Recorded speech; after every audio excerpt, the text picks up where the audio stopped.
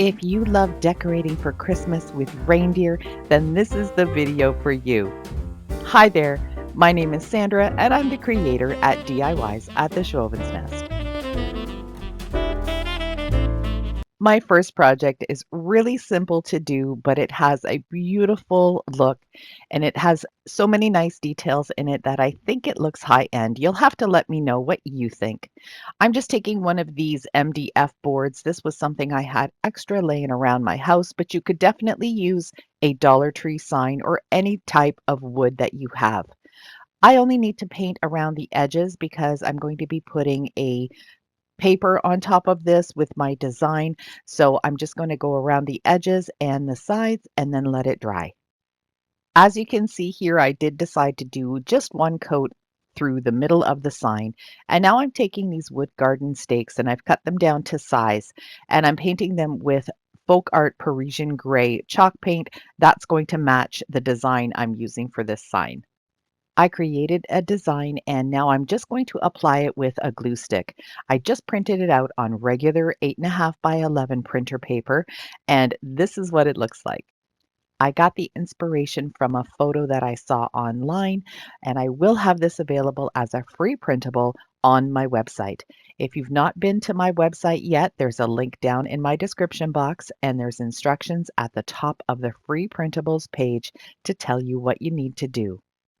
I cut and painted 4 of the wood strips. I'm going to be gluing 2 of them to the front of the sign and then I'll match it up with the back. And this is just going to give it a really fun look, not up. To make sure I don't mess up the placement, I'm just lifting up the stick and then putting the hot glue underneath and pressing it down. I'll do the same thing for the top and then I'll very easily be able to match them up with the back. I'm keeping this sign for myself, so I'm not going to paint the back, but if you need to do that to make it look more professional, by all means go ahead. I decided to use this red and white twine to hang the sign. I'm sliding it in between the 2 pieces of wood and then just adding some hot glue to hold it in place. I'm going to use this scoring tool from the Dollar Tree. It's the pink tool there. They come in a pack of 2, and that just made it really easy to push that twine right in between the 2 slats. For the top of the sign, I'm going to use a few different types of greenery, some pine cones, and a couple of red berries. And that's just going to make this sign go over the top. I love how it turned out, and you'll have to let me know if you like it too.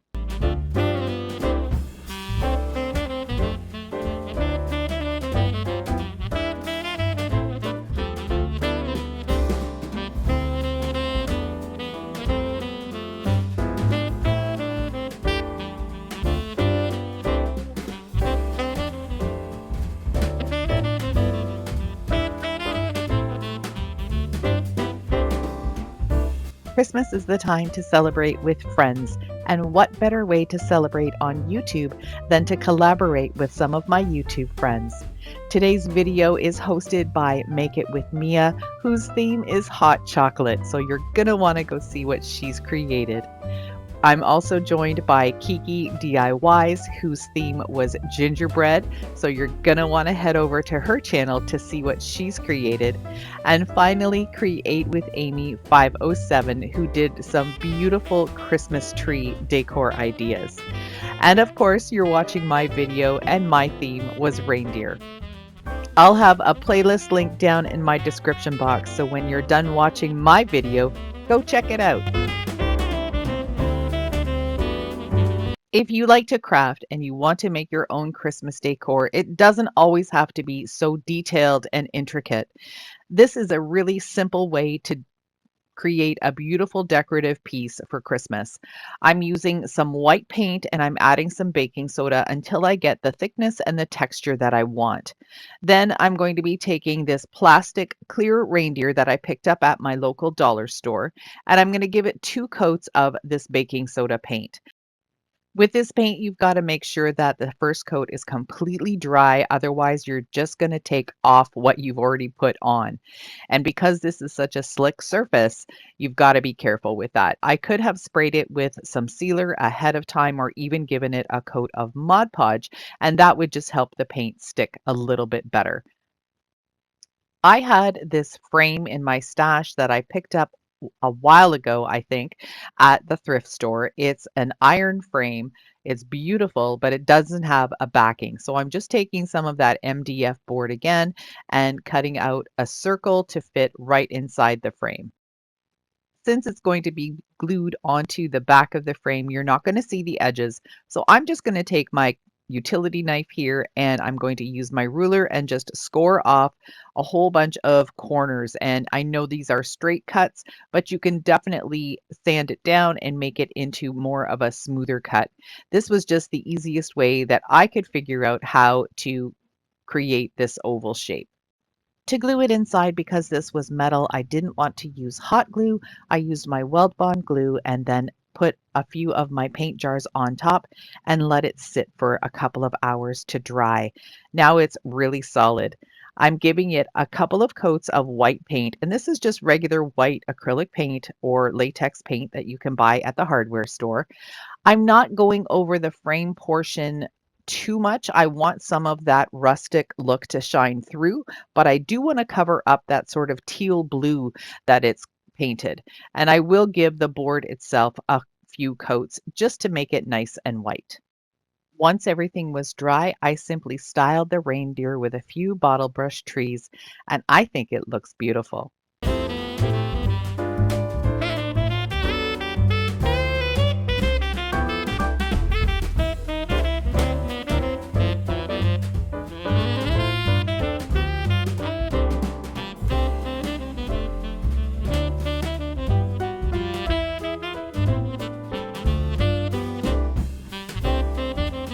This project was a little tricky, but it turned out fabulous.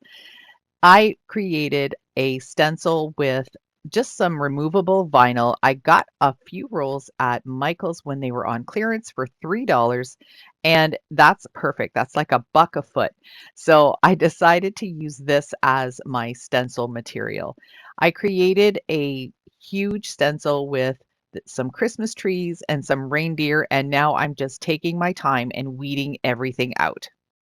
I will also have this template available for you as a free printable on my website. One thing I'm going to say about this project is it was really difficult. I had to take my time trying to get all of the vinyl off with the transfer tape, which is just dollar store transfer tape, was really tricky. And I did make a mistake. I forgot to fuzz the transfer tape before I put it on my vinyl, because that really made it so hard to get it off. And plus, the vinyl doesn't stick very well on this material, which is a little rug that I picked up at my dollar store. It's fuzzy, it's puffy, and the vinyl just doesn't like it. Anyhow, I'm going to go ahead and press this on and do my best to pull off the transfer tape without pulling up all of the vinyl with it. I did tear the stencil in a couple of spots, so I just used some masking tape to cover that up. Now I'm using one of the Dollar Tree's makeup sponges and I'm applying some white paint to all of the images. This is just going to take probably 3 coats, I think. I'm going really light with the coats because I don't want any bleeding to happen. I'm also going to let it dry fully before I do the second and third coats. That just helps to deepen up the color. The paint I'm using is Craft Smart Multisurface and it's available at Michael's. Are you ready? Let's peel off this vinyl and see if I did a good job. And look at that. I love how this turned out. I think it's absolutely gorgeous. And I'm not done with it. I've got a few more things that I'm going to do to make this look even more high end. I decided to take some of this loopy yarn that I picked up last year at my dollar store and make this the fringe around the outside of this mat. I love this fringe. I don't know why I haven't used it before, but I think it would also look amazing on pillows. Make sure you're using something to press down the yarn into the hot glue. I kept burning my fingers here, so I finally switched over to my little silicone spatula. And I'm just going to use hot glue all the way around. So I'm not going to bore you with this because it's basically the same of what you see right here going all the way around. I was really loving the look of this rug just with the more neutral colors. But then I thought, you know what? It needs a pop of Christmas cheer. So I'm taking this red and black buffalo check ribbon. This one I got at Michael's. And I'm cutting the corners in a 45-degree angle just to make it look a little bit more high end. Again, this is a high end video that we're trying to do. And I'm just going to use hot glue and glue this all the way around. When I got to the corner, I just glued all the way to the tip of it, sort of gluing down just the top corner, and then I went ahead and snipped my 45-degree angle. I absolutely love this rug.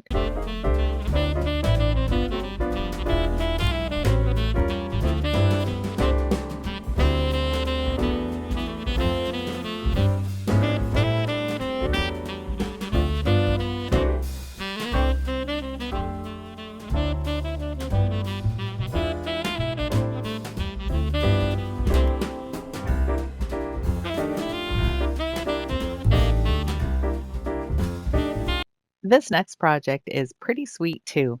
I grabbed this frame and I did something with it for the fall season, but I just took it apart but left the backing right in place. It's just a piece of cardboard. What I'm doing now is taking some of this fabric that I picked up at my local dollar store.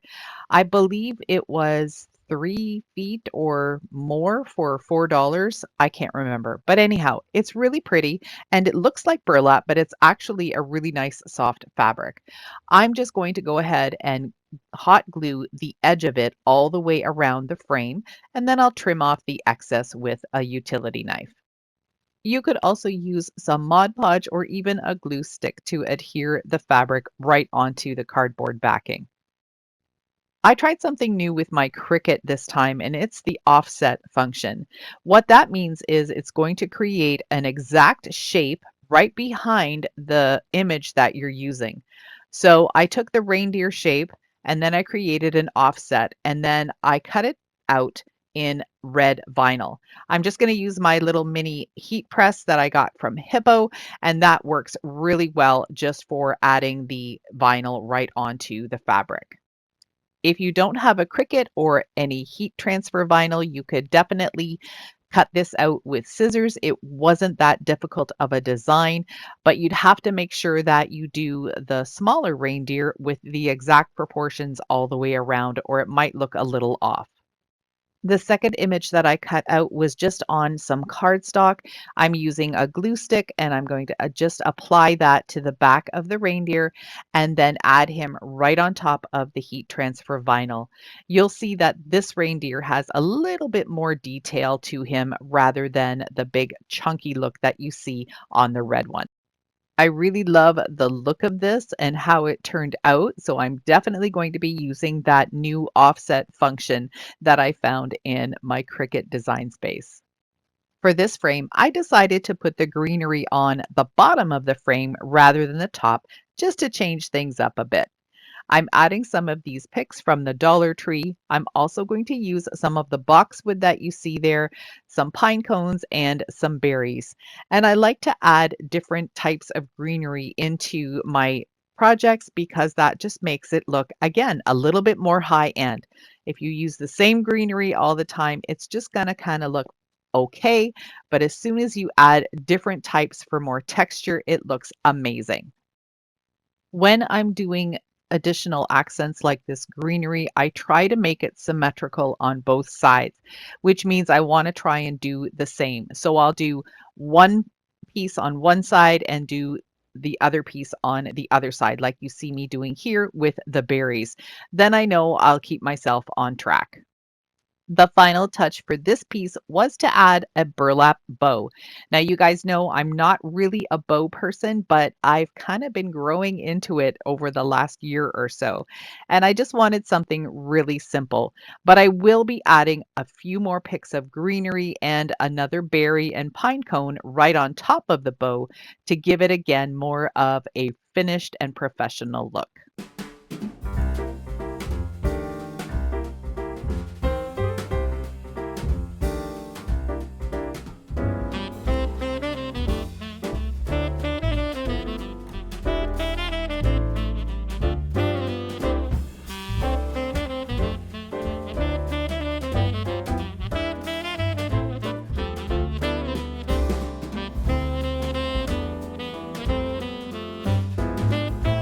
For this project, I decided to make a little reindeer gnome. I'm starting off by just drawing a circle using this paint can on this red and white buffalo check fabric. Once I'm done cutting out the circle, I'm going to cut a length of fabric. I don't really know the dimensions of what I cut out, but I just decided to cut a bigger strip so I would have a little bit extra to work with because I wasn't quite sure how this was going to work. Anyhow, I'm using fabric scissors to get a really nice clean cut. If you don't have fabric scissors and you use fabric in your crafting, it is a really good investment. They last a really long time and they make a huge difference in how easy you can cut your fabric. Now that I've got both of my pieces, I'm going to start gluing them together. I'm starting in the center of the fabric and I'm sort of going to line up the pattern, but you don't really have to.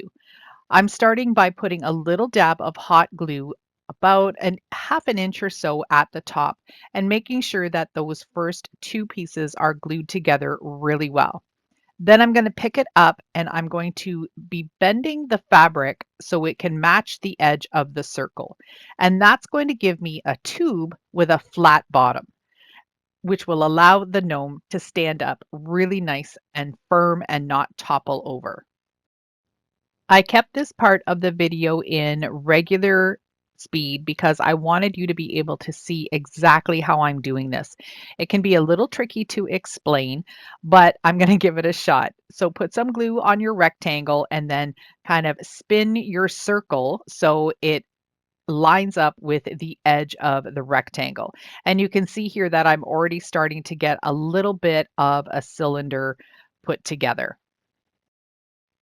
I'm almost finished this part of it and you can see that it's created a nice little tube. Of course, this is the inside of it and we will be turning it right side out shortly.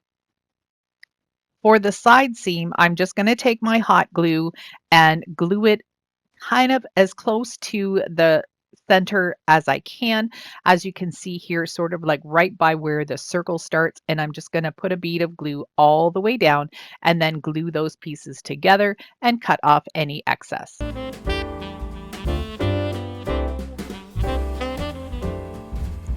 While I had it like this, I decided to take a look and make sure that all of the circle areas were glued together. I did have to fix up a couple of them and I added a little bit of extra hot glue all the way around the edges. Make sure that your hot glue has cooled down because if it's still a little warm, that means it'll still be tacky and you might risk opening any of the seams. Be very gentle when you're doing this and just use your fingers to gently push the bottom out. Once you're done with this, you'll have a little cylinder tube that stands up on its own without any weight at the bottom.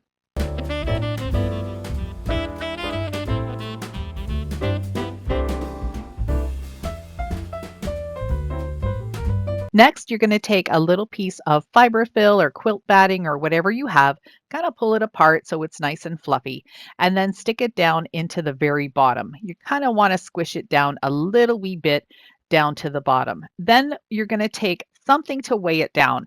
Now, this could be some rocks, it could be some sand, but I'm going to use Epsom salt because that's what I actually happen to have on hand. I didn't have any other rocks. I did have some of the Dollar Tree sand, but I was concerned that it might shed through the fabric.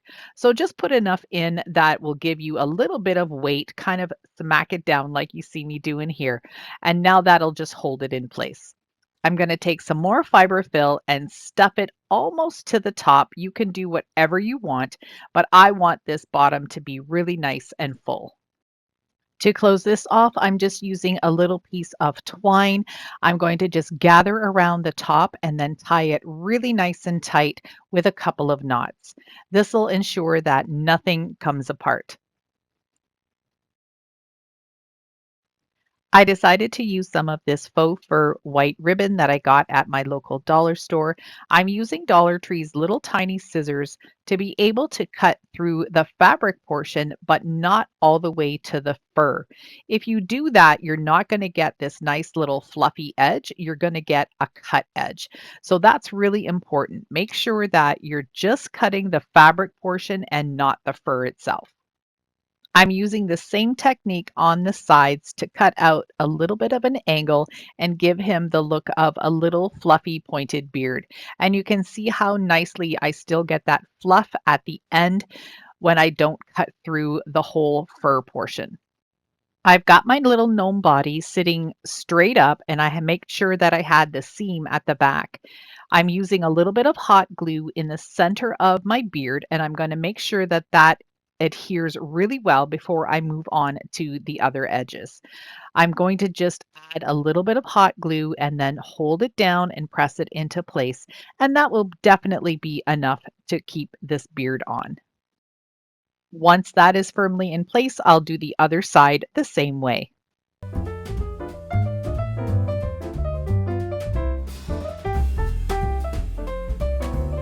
Then it was time to put the nose on, but I got a little ahead of myself and forgot to actually paint the nose. This is one of those little wooden apples that you can get at the Dollar Tree in the fall, and I've got quite a few of them, and I thought this would be a perfect little nose. But I didn't have a way to hang on to him without getting my hands all full of red paint, which I just didn't feel like doing. So what I did is just take a little bit of hot glue and I glued it onto the side of a popsicle stick. You're not going to see that back part anyway. So once this guy is dry, I'm just going to pop off that little apple from the popsicle stick and I'll be able to glue it right on. While I wait for the paint to dry on the nose, I figured I could go ahead and start attaching his little hat. So I'm going to start at the back where the seam is, so both of my seams end up in the same spot. Just using some hot glue again and then pressing it down and letting it set up before I move on to the next area. When I got to the sides, I only added a little bit of hot glue to the buffalo check material and just held it in place there, then folded it over onto the beard and glued it in the spot on the other side the same way. I'm not going to glue down anything on the beard until after I have a chance to put his nose on. Before I add the hot glue, I was just making sure that it was lined up with the other side, and then I'll just press that into place. Next, you'll want to glue the hat together. I'm just going to fold over the one seam and then glue it all the way from top to bottom. The paint is dry on the wooden apple, so now I'll be able to just place him in where I want him, make sure that the nose is in the center, use a generous amount of hot glue to glue him to the beard first, and then I'll take the hat and tuck it on top of the bead and glue that into place as well.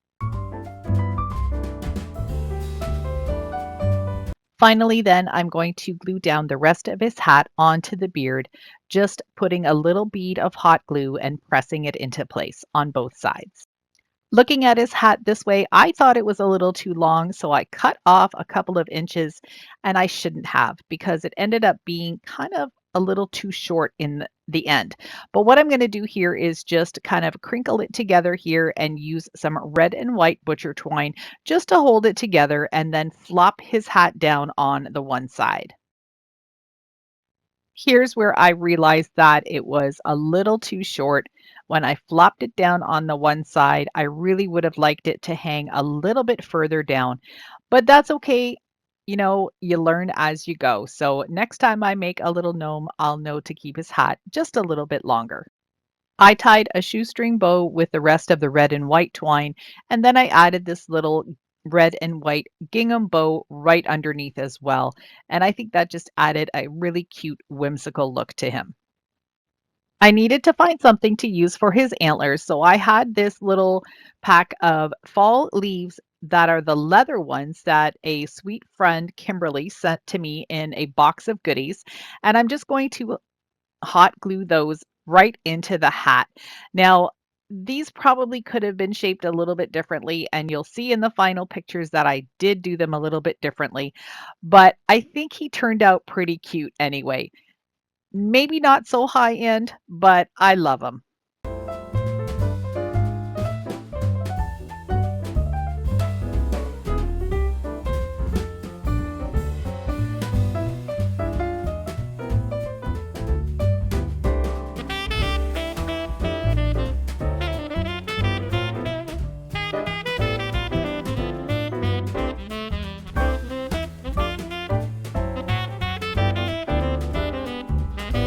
I really hope you enjoyed my reindeer decor ideas for Christmas, and I hope you got some inspiration to start crafting some of these yourself. Please remember to go down to my description box, click on the link to that playlist, and watch all of my friends' videos. You are sure to be inspired. If you haven't already liked and subscribed, I would love it if you could do that for me. It really helps support the growth of my channel and gets me noticed more on YouTube. Bye for now.